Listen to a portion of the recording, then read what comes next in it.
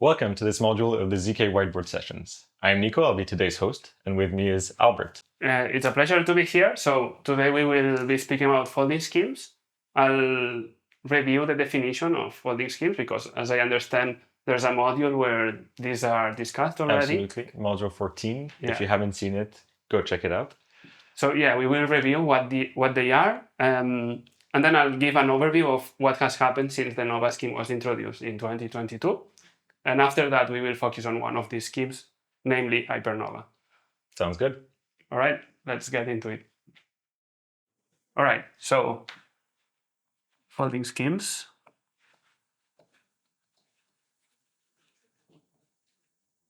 So we deal with relations as usual. And for us, a relation will be a set of triples. And there's PP, X, and W. Mm-hmm. And these are public parameters. This is called an instance. And this is the witness. Okay, so can we think of these as the public inputs and the private inputs? Yes, exactly. These are sometimes they are called as public inputs, and sometimes they are called as instances. Okay. And you always have the public parameters there. It's kind of annoying. When you want to be formal, you have to write them everywhere, but okay. No one thinks of them in practice. Okay, so what's a folding scheme? So a folding scheme for two relations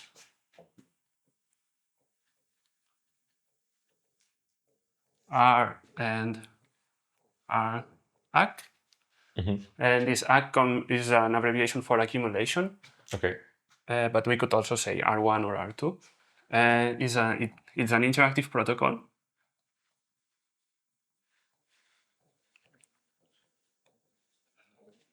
Between a prover mm-hmm. and verifier, where the prover has two instance witness pairs has an instance witness pair for the relation R and an instance witness pair for the relation R ACC. Okay.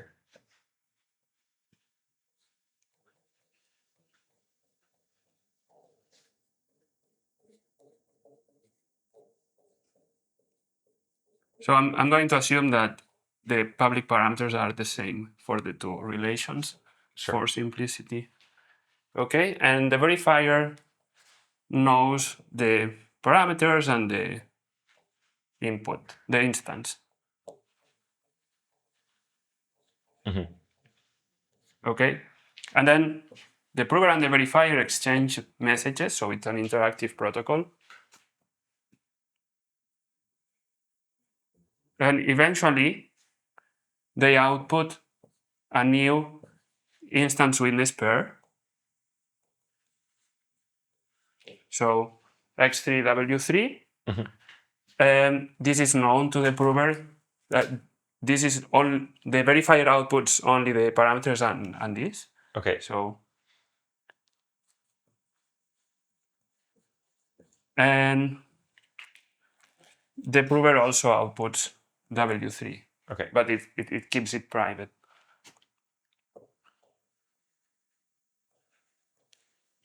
Okay, so this is the syntax of a folding scheme, and now we want to state some properties so that when they are satisfied, the folding scheme can be used for some purposes that will become apparent now. So, do you want me to move over? Amazing. Okay, so requirements here. One, we want this to be complete, and this means we say it is complete if whenever the prover is honest, whatever is outputting here, this belongs to our ACC. Maybe I should ask, what do we mean when we say a triple belongs in a relation? Yeah, so the prover might claim that X1 is a valid instance. A valid instance means, so if someone comes and says X is a valid instance for the relation R, it means that they are claiming that there exists a witness such that this tuple belongs to R. Okay. So you can think of, for example, R could be an equation. Yeah. And the instance could be some parameters, the coefficients of the equation. And when in this example, saying that the instance is valid means that there exists a solution for the equation, and the solution will be the witness. I see. So here is like the prover has an equation, an instance, and it has a solution to the equation, the witness, and in here a similar thing, but for a different type of equation. Okay. And okay, so requirements. If P is honest, if the prover is honest, then this is in this relation. Okay.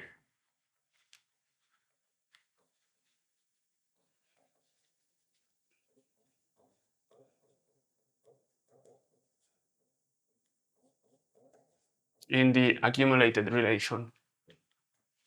And then the second property, this is called perfect completeness. Which is, I guess, similar to our completeness and our snarks. Yes. Yeah. And then the second property is knowledge soundness.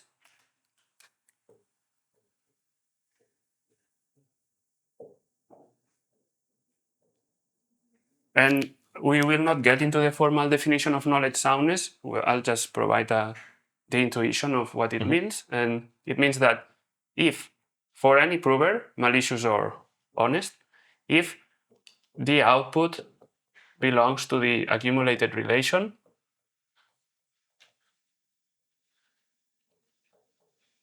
well, more correctly, it's except with negligible probability over the randomness of the interaction. If the output belongs to the accumulated relation, then the initial two instances were correct. Correct means they were in their respective relations. Yes. Okay. So this is not really the definition of knowledge soundness. It's much more complicated. You quantify over a prover, and then so you say that for any prover, and for any prover there exists a polynomial time algorithm, an extractor that can rewind the prover and interact with the verifier through rewinding, and get from this it is able to obtain a witness W1 and a witness W2, so that this holds. Okay. With certain probability. So very similar to knowledge soundness in the snark case. Yeah, it is pretty much the same. If you know the definition of knowledge soundness of the formal one, this one is pretty much the same one. Okay, and why are these useful? What do we do with this? So first of all, let's forget about known applications and let's just look at this, at folding. So here we have, imagine that the prover wants to prove that x1 is valid and x2 is valid, meaning that it knows that there's a witness or that this belongs to R, there's a witness that this belongs to R accumulated.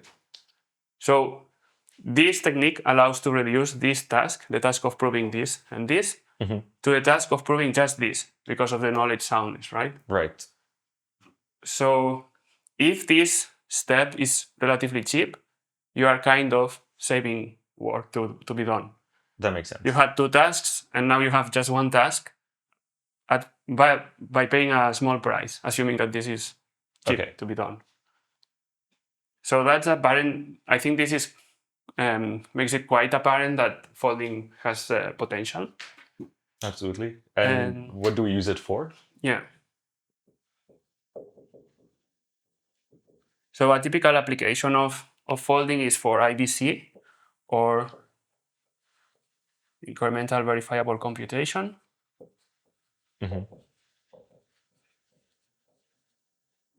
And I think this is actually covered in module 14. Yes. Or proof carrying data. What is proof carrying data? It's so incrementally verifiable computation is a technique where you have several proof tasks, and instead of proving these tasks, you keep folding and folding and folding, and every time you have an accumulated instance. So every time you have, say, x3 w3, and you get a new proof task incoming, you fold it with the accumulated one, and so on and so on. And at each step, you have the prover create a proof that the folding was done correctly. And in this way, when you are done with doing this incremental verifiable folding, at the end, you can just prove the accumulated instance, the folded instance, this one, because the prover has been proving that the folding was done correctly. By verifying this last step, the verifier can be sure that all the previous steps were correct. All the previous steps were correct, and the instances that appeared in the folding in the previous steps were correct. Because we have a cascade, I guess. Like if this is right, then these two were right. Yes. And if this itself was one of these, exactly. Yes. Okay. And if you can picture IBC somehow as a line where this is the accumulated. I remember Justin Drake drawing something similar. The accumulated line. And at each step, there's a non-accumulated instance coming in. So this is from R. Yeah. You take R and R accumulated, you get R accumulated. Then you take R accumulated, get R accumulated, and so on. And PCB is a generalization of this idea where instead of just having a line, you have an arbitrary acyclic graph. Okay. So you might have many things some coming kind of into tree. each other. Okay. In here you have.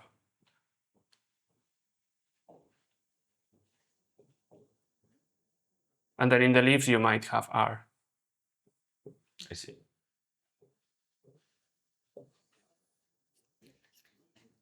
Okay, yeah, but for the details,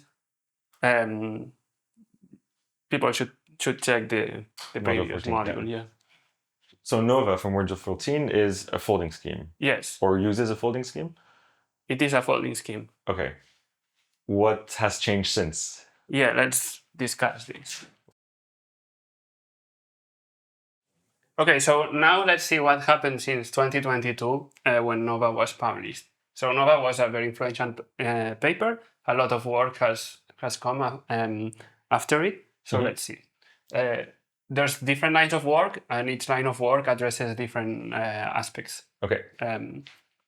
So yeah, we have Nova from 2022, and Nova has some limitations, or it has very nice properties, but there are also things that can be seen as limitations. I mean, we always want more anyway. Yeah. So one thing is that if you try to do Nova in a higher degree setting, so Nova works for R1 CSs that are degree 2. If you want to use a similar idea for degree 10, then you have a quadratic blowout. You have lots of cross terms, like 100 cross terms. Okay. And that is problematic. So a way of addressing this issue came with the paper Hypernova. Hypernova has other nice properties that I'm not sure the purpose was to address to get those properties, but it does have them. So yeah, in Hypernova, there's no error terms, which is very nice because, for example, in Nova, another problem in Nova possibly comes when you have to commit to the error term, because the error term has entries of arbitrary size, and this can be very expensive if you are using. So just the process of committing is expensive? Okay. Yes, committing to a vector of a size whose entries have arbitrary size with Pedersen commitments is very expensive. Okay. And that is an issue. So there is a line of work that addresses this. So Hypernova addresses this actually because there's no error terms. But addressing this issue, there's also MOVA and ProtoGalaxy. So MOVA, maybe I should write ProtoGalaxy first. ProtoGalaxy is from 2023. It does several things.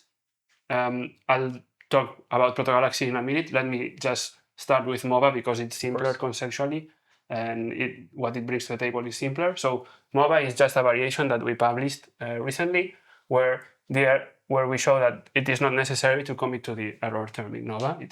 The commitment is superfluous. That's what we show in MOVA, and this addresses a big computational bottleneck in Nova. But as I said, Protogalaxy already does this. Nova is kind of a particular case of a variation of Protogalaxy anyway. Okay. Okay, then there's other schemes for higher degree constraints. Okay. Or for different types of arithmetizations. For example, there's Sangria by someone named Nico. Yeah, familiar with this guy. Which deals with Plonkish constraints. Plonkish constraints are, in practice, they are degree 2 or 3. So it could also deal with Plonkish constraints of arbitrary degree, but one might have the same issues as Nova in that case. Absolutely. And then there's Protostar and Protogalaxy, which are wide, you could say in simplistic terms that Protostar and Protogalaxy are wide generalizations of Nova. Okay. For not only relations of very high degree, but also protocols. And there's another thing to consider when you do folding, which is whether you can fold different circuits, which in the terminology of R1CSs corresponds to having different matrices. All these schemes do not have this capacity, so you are always bound to fold R1CSs or whatever relation you have with the same structure, so to speak. There's Kilonova, which is an extension of Hypernova that addresses this issue and allows to fold when the matrices are different. And then all these schemes use elliptic curve commitments, which present several issues. There's several things that are undesirable. So I guess you said the cost was a problem. The cost can be a problem sometimes. There's also the problem that if you want to do IBC, when you have the prover proof that the folding was done correctly, then you have an issue because you have to prove that some elliptic curve operations were performed correctly. Yes. And then you are either doing wrong field arithmetic or you have to use cycles of curves, which is a headache and it's also expensive. Yes, I think Justin Drake addresses it in the Nova module. Yeah. And another issue is that it bounds you to the context of KZG-based snarks. If you want to work over a small prime field, you are kind of out of the possibility is not really there because here you are using elliptic curve commitments and you need a big field. Okay. So addressing these problems, there's 2 new works from this year. One is accumulation without homomorphism, which describes a folding scheme where the commitments are Merkle tree commitments. So they use hash functions only? Yes. Okay. You can probably replace the hash functions by some other vector commitment, but I think the idea is to use hash functions.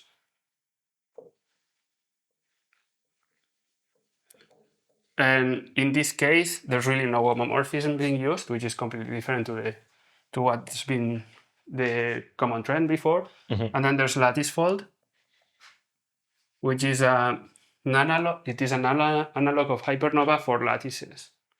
Okay. And it kind of uses homomorphic commitment schemes. It uses the ITI commitment scheme, which is homomorphic in some sense. Okay. It has some limitations. There's some homomorphicity in there, but there's some caveats. Okay.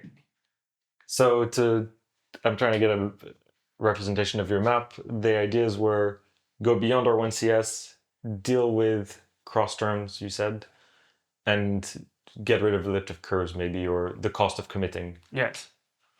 Very nice. Should we dive into one of these topics in particular? Yeah, I wanted to discuss Hypernova. Cool. Because of several reasons. It's an influential paper. It has influential works beyond it. And even outside of the context of folding, Hypernova deals with some ideas that are, I think, in my opinion, very nice and used in papers outside of the context of folding. So I think it is a very nice protocol to look at when you get into this area. Of course, after Nova. So in Hypernova, R is the committed R1CS relation. How is that different to regular R1CS? So in folding, you usually take your relation the relation you really want to fold, and you transform it into a committed version of the relation. And this just means that you add a commitment to the witness in the public instance pair. Okay. In the public instance part of the tuple. And the accumulated relation is the committed linearized R1CS relation. Yeah, committed linearized R1CS. And let's see what all this means. Before I move on, here I used R1CS, but in the Hypernova paper, the Hypernova deals with CCSs, which, as I mentioned previously, CCS is a high-degree generalization of R1CS. But can we imagine it being R1CS with just more than 3 matrices? Instead of being ABC, we can have ABC, D, E, F, and plenty more? Yes, so there's more terms, more summons, and each summon has possibly more than a multiplication of 2 matrices. Okay. So it could look like this. A1Z, A2Z. Right. Oops. A3Z plus B1Z, B2Z plus, and then here you might have 4 Hadamard products and so on. Okay. And so R1CS is like the simple version. Yes. Okay. Yeah. And so now what is this linearized version? Yeah, let's first write what R is exactly. Okay, yes. So as we said relations are triples of public parameters, instances, and witnesses. And in this case, the public parameters are a field, 3 matrices, and then some size parameters. So A, B, C are matrices of size n times n. Are they always square, n times n? Or is it? Yeah, they are usually square. Okay, cool. X is a vector x. So just a vector x in this case. And x is a vector of size L. Okay. And the witness is just a vector. Okay. Of size f L minus 1, oops, n minus 1 minus L. Okay. And the following key relation is satisfied by the instance and the witness, which is that A times the vector Z Hadamard product B times the vector Z is equal to C times the vector Z, where Z is this vector in here, 1, and this vector in here. Okay. I guess why do we call this committed R1CS as opposed to just R1CS? Right. This is just the R1CS relation. Thanks. Okay. And the committed R1CS relation is exactly this, but we add a commitment to the witness in the public instance. So let's add it. So we have the relation, and now if it's committed, let's write here, committed. Okay. Then it's exactly the same, but in here we have a commitment.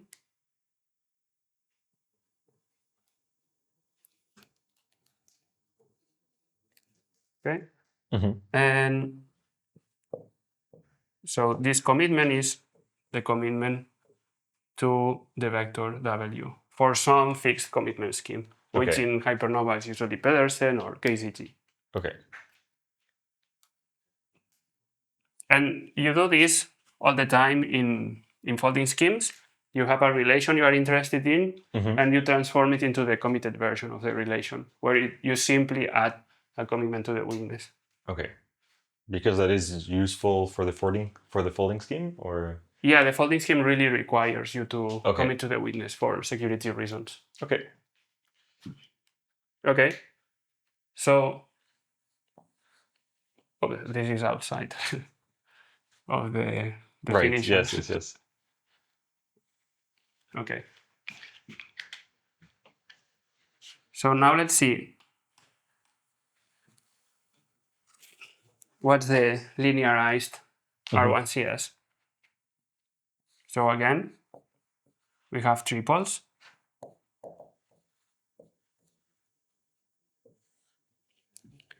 And the parameters are the same.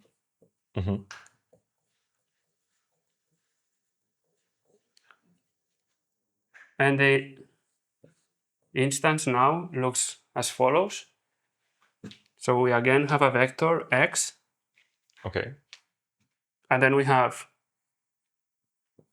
another vector r, which I will write. This is an evaluation point for a polynomial. I'm writing it with the arrow, even though x and w are also vectors. Okay. And then we have two field elements, vi, vb, vb, vc. Okay. And then we have the committed part.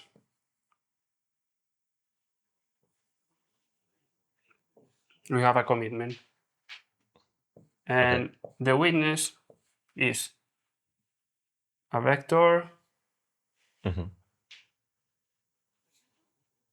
And that's it. I think I'm not forgetting anything. Maybe if I forget something, I will add it later. Okay.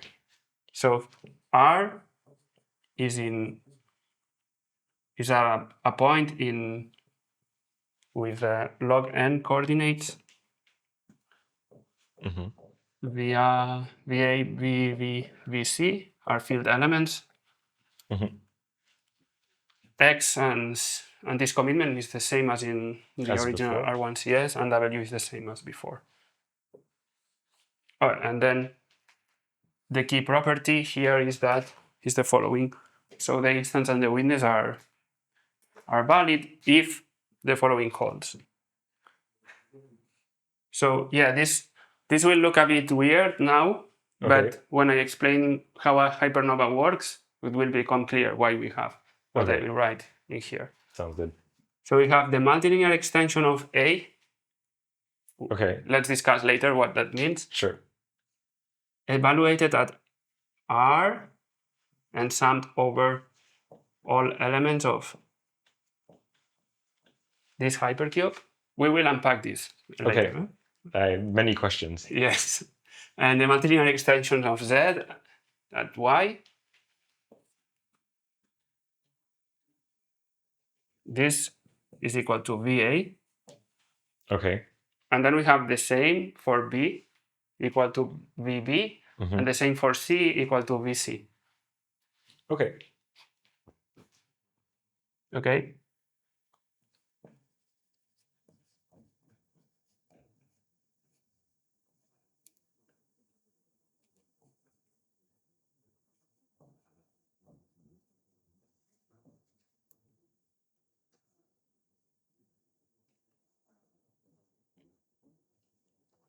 And of course, we have that W is the commitment.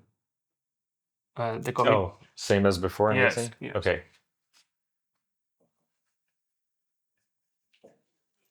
Okay. So all will become clear in a bit. Yeah, it will. Okay. It will. I'll leave this definition here so we can come back to it when this makes sense and see, okay, this makes sense.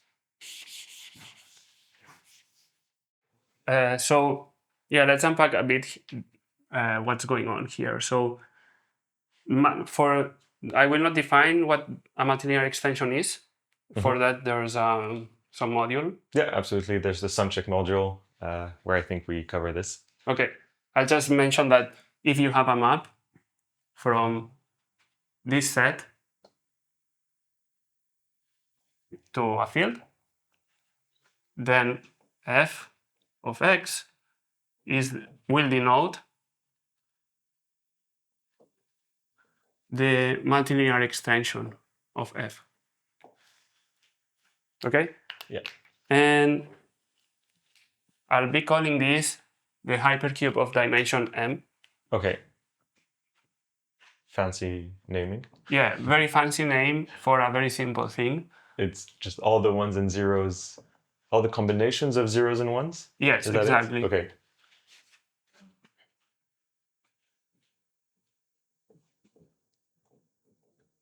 Of all vectors of size m with binary entries. Okay. But hypercube is shorter, right? So yeah, even though cool. it's fancy, it's convenient sometimes. Okay. So an important property that is usually needed when dealing with multivariate or multilinear polynomials, or polynomials in general in ZK, is the Schwartz-Zippel lemma, which in this case we only need it for multilinear polynomials. So if gx, and this is a polynomial on m variables. Okay, so the x here is actually a bunch of small x's. Okay, Yeah, I yeah, see. yeah. I want to avoid writing arrows everywhere all the time. So. Sure. Yeah, and it is multilinear polynomial, as the name indicates. So Cool. if gx is multilinear and r is sampled randomly,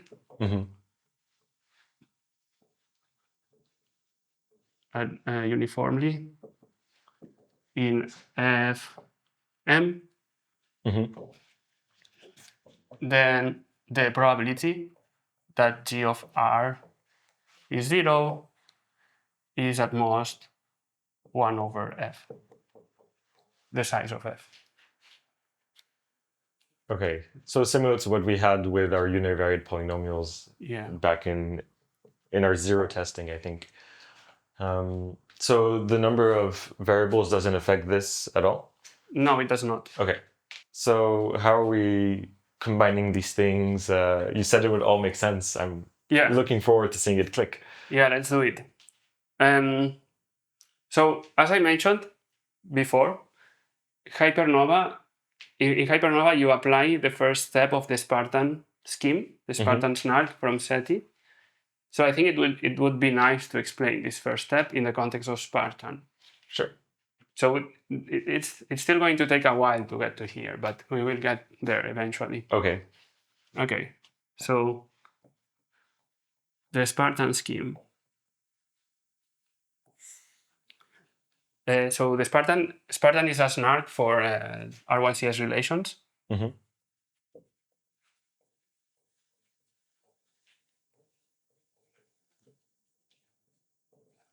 And how does it work? Let's say that P has parameters, an instance, and a witness in R1CS, as was described previously. So parameters are a field, the matrices, and some dimensions. X is just X, so a vector of public instances, and W is a vector of witnesses.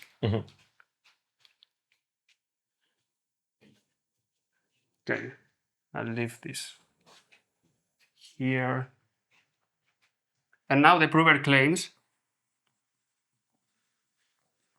that AZ Hadamard product BZ equals CZ.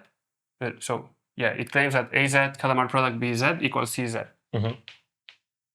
Is the Hadamard product clear what it means? You can define it if you think it's helpful. Yeah, absolutely. It's the component-wise multiplication of two vectors. So vector U, say U with T components, and you have vector V with T components.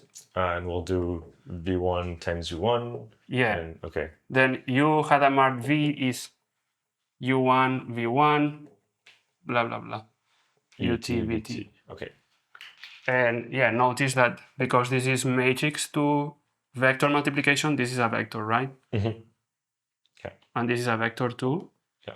Also reminiscent of, I think, Justin's episode. Okay. So this definition applies here because we have two vectors. Cool.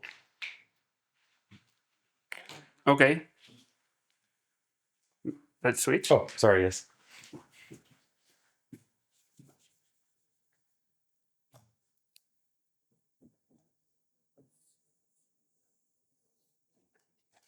So now we will transform this claim into a claim about polynomials. Okay. But first of all, let's analyze matrix vector multiplications in polynomial terms.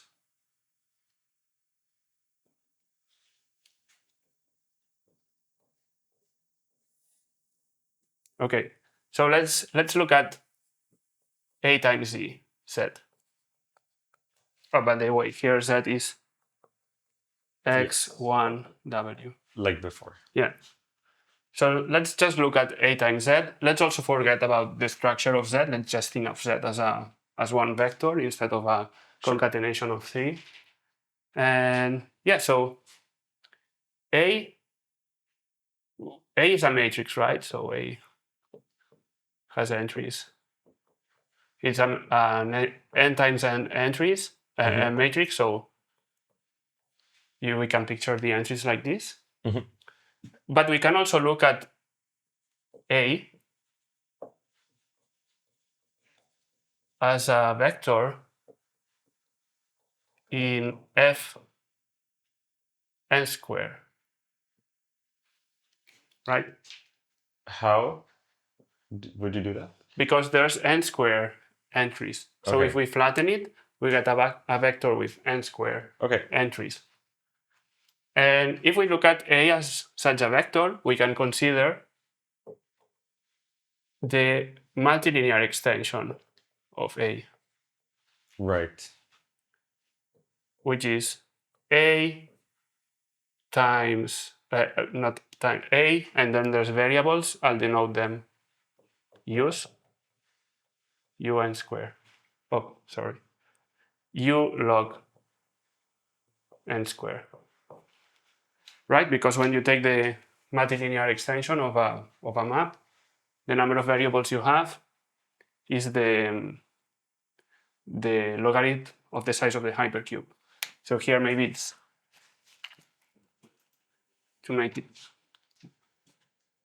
maybe this makes it more clear. So there are m elements here. I see. Because we're combining all the ones and zeros. Yes. Okay. So yeah, A is a vector. A is a multilinear polynomial on log n square variables, and this is 2 times log n. Okay, so to build the multilinear extension of A, we index. So if we want to build a multilinear extension of A, we have to index the entries of A with elements from the hypercube, right? Yes. So that makes sense. AW, U, sorry. So this is U, is the sum of the entries of the vector, right? So I'll put a cloud here for now. Okay. Times multilinear extension of the equality function of this index times U. Right? And this is an index. The index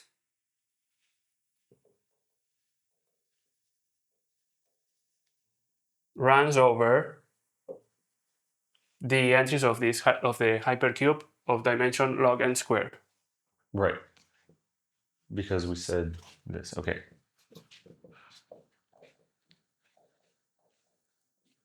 Right? But we can look at this hypercube as hypercube of 2 log n dimension.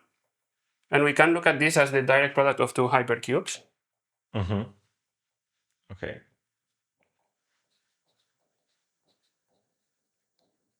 And then we can think of this part in here as indexing the rows of the matrix, and this part as indexing the columns of the matrix. Okay. So If I look at these as, these as bits, Yes. these would tell me the bit number of the row? Yes. And then same for the column. Okay.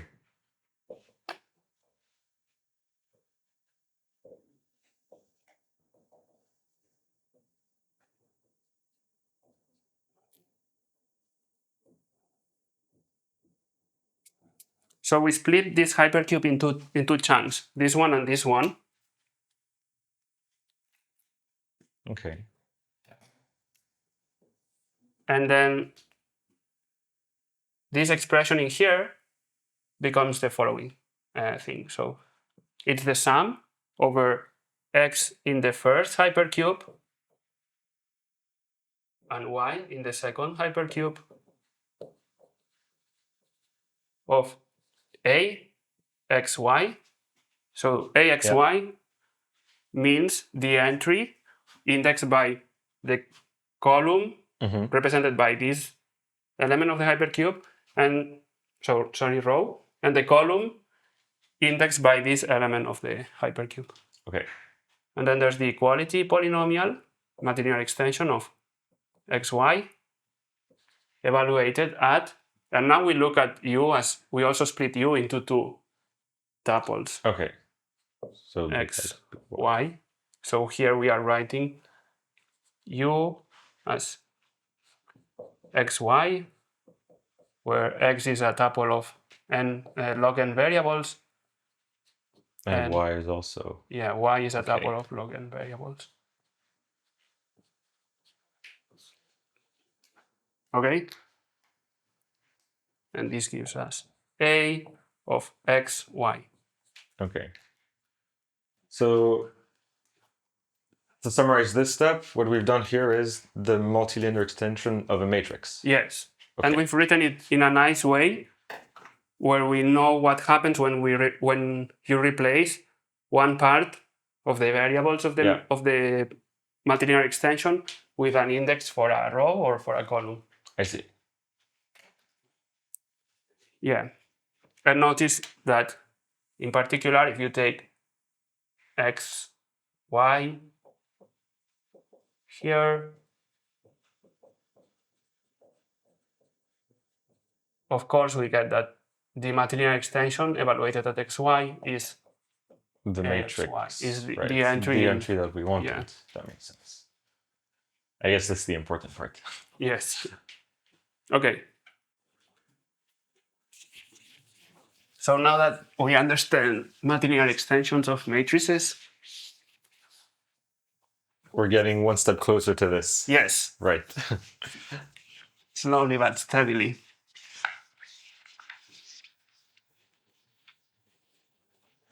Okay, so now let's look at AZ. So AZ is what is it's a vector, okay? Right. And what's, say, the ith entry of this vector? It's the sum, and let's say xth entry of the vector, where x is in the hypercube. So it's a number, but we write it in its binary. Yes. Okay. It's just one row, xth row. Right. So if I wanted row 2, I would have you would have 1, 0. 0, 0, 0, 1, right? And then another 0. Yeah. That would be number 2. Yeah. Cool. Okay. So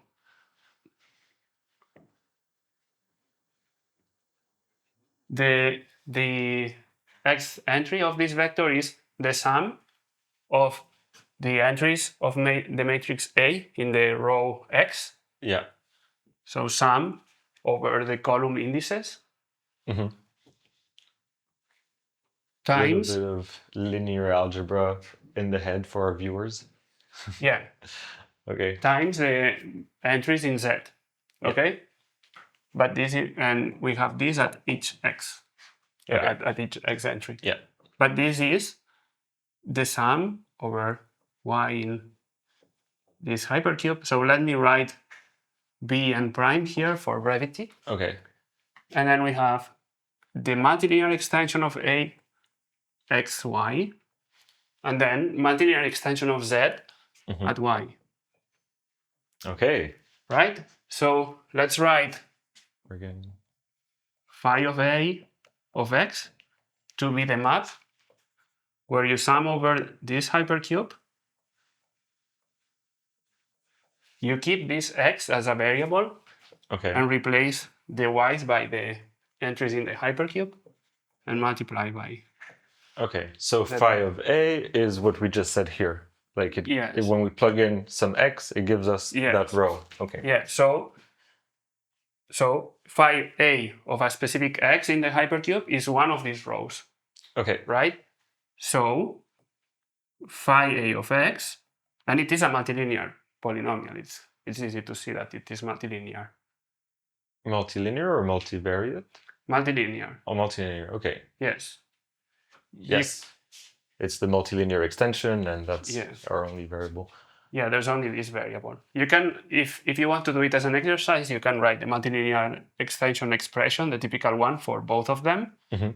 Multiply things together, and you will see that you get a multilinear polynomial. I trust you.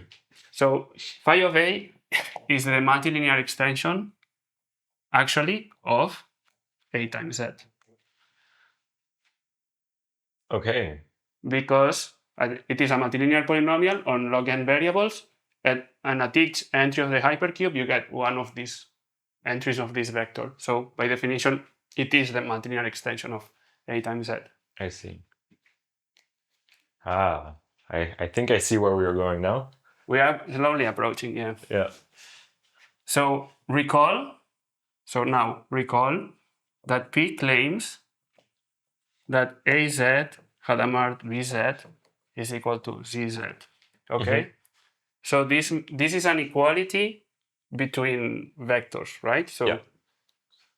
this is sum of AXY ZY times sum of BXY ZY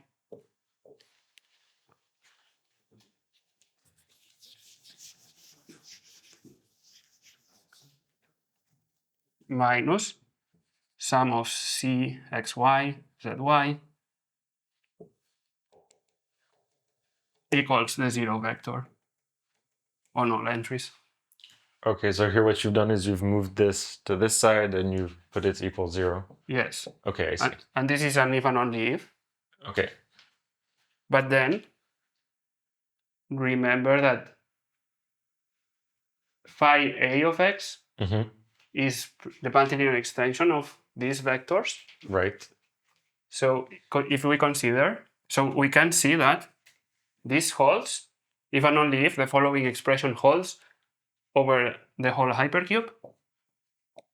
And the expression is the following, is phi A of x times phi B of x minus phi C of x equals 0 on all the hypercube. So if instead of x we replace if we test each values of x that is in this, yes, we should get 0 all the time. Yes, exactly. Okay. Why is the equivalence true? Because if you replace x, the variable x, by an element of the hypercube, you precisely get one of these rows. That makes So sense. if it is 0, then each one of these rows is 0, and the converse is also quite easy to see. Okay. All right, so maybe let's switch. Oh, sure. Thanks. All right, so now let's say that the prover is going to prove this instead of proving this initial claim. Sure. So write g of x to be this thing in here. So this is g of x, which is a multivariate polynomial. It's no longer multilinear. Because we have this multiplication, right? Yes. Okay.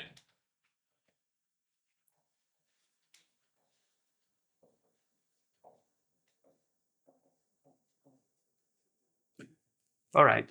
So now the prover claims that certain polynomial g is 0 on the whole hypercube. How can we check this? Well, there is a technique called zerocheck that allows to check for that. Okay. I think Justin also covers it in the sum check episode. Okay, so I will not. I'll just give the overall scheme, and I will not explain why it works. Okay. But we need it. We need the syntax at least. Sounds good. So P and V run the zerocheck protocol for GX. And to do this, V sends a random point, R, with log n coordinates. And now P is going to prove that G at R is 0. Okay. Oops, no, not G at R, but so now P and V run a sum check for the claim that the following expression holds, which is that G of little x, and the sum runs over the hypercube, Okay. times the equality polynomial, material extension of the equality polynomial, evaluated at R and X is 0. This is how you do a zero check. Okay. The verifier sends a random point, and then you run a sum check for this claim. Okay. And this is the Schwartz-Zippel thing you were saying about earlier, right? Yes. If this is 0, then except with negligible probability, G vanishes on the whole hypercube. And this is what we wanted. Yes, exactly. Okay. G is this. Yeah. Okay. Cool. And the sum check reduces the initial claim, this, to the claim G of R prime is equal to V for certain R prime point and V. And these R prime and V are determined during the execution of the sum check. That makes sense. Okay, so far we have reduced the initial claim about the R1CS relation into a claim about an evaluation of a polynomial. Yeah. Now, the prover has to prove that G of R prime is V. But G of R prime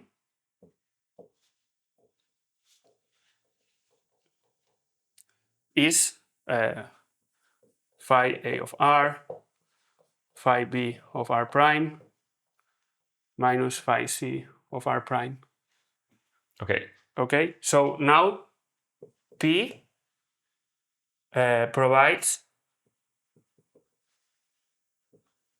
values VA, VB, VC to the verifier.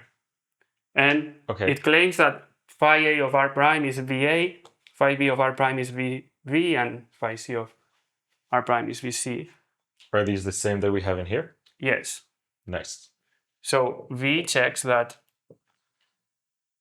VA times VB minus VC is V. Okay?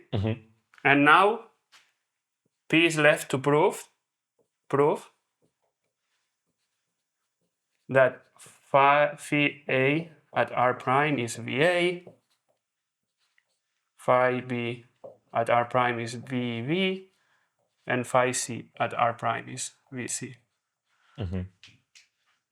This looks suspiciously close to what we have in here. Yeah, if we unpack the definition of phi A, we precisely get this.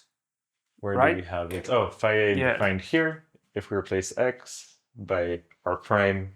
Yeah. Got you. If you replace x by R prime here, phi A, you precisely get this expression with R prime instead of R. Okay. Okay. So is it fair to say that this RAC is actually, we try to prove this, we do the zero check, and we leave the rest unchecked? Yes. Okay. So the prover wants to prove this. Okay. Prover and verifier exchange messages, they do all this. And they are left with this claim. Yeah. Okay, but this claim is precisely this. So they are left with an instance witness pair for this relation. Nice. Okay, so this is the first step of the Spartan protocol. Okay. The first step of the Spartan protocol takes the initial claim and reduces it to a claim about belonging to this relation. Okay. So how does this relate to folding? Why did we do all this?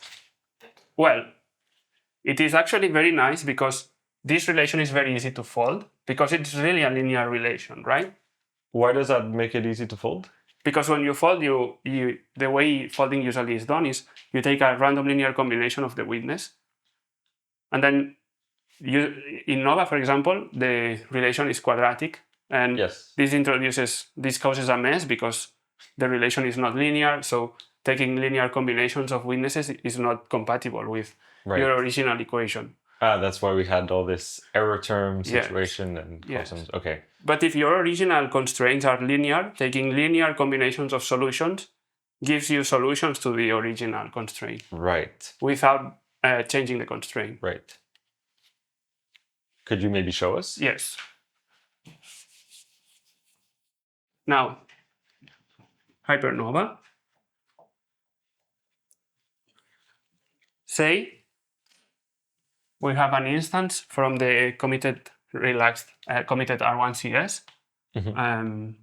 So we have W, and then we have PP X prime, W prime in linearized R1CS. Okay. And everything is committed. Let's forget about commitments. And then what prover and verifier do is the following. P and V. Okay, it's not exactly. There's a small thing that has to be done that I will explain later. Okay. But mostly Hypernova works as follows. P and V run what the protocol I just described. So this whole zerocheck part? Well, partial, I guess. Zerocheck up to here. Yeah. I see.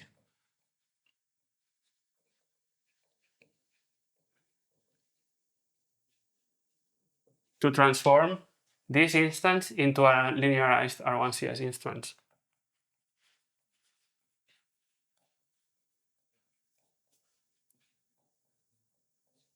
Into, let's call it X0, W0 in R linearized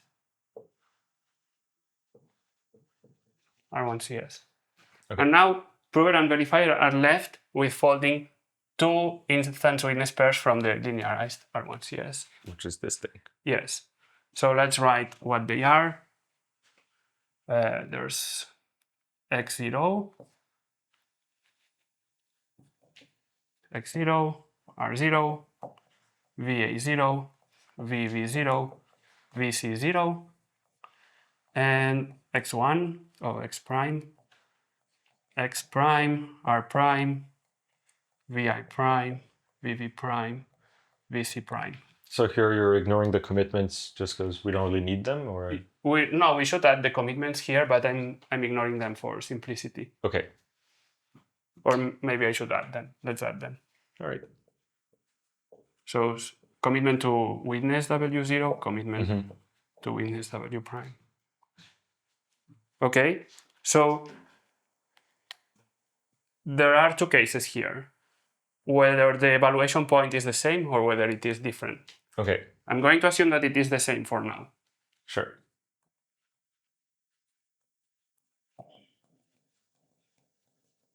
And we will discuss what happens if it is not. Maybe we should keep this? Yes. It's been useful for me, at least for reference. Yes, I'll delete this. Okay, so we know that this and these are true if and only if. I'm gonna focus on the A part, but everything applies to the other equations. Yeah. So we know that sum of A, R, Y, Z, 0, Y is equal to VA0, and sum of A, R, Y, Z prime, Y is equal to VA prime. And here, Z0 is x0, 1, witness 0. Z prime is x prime, 1, witness prime. Right. And here the sum is over what? Over the hypercube. Okay. So as in our statement here, absolutely. Yes.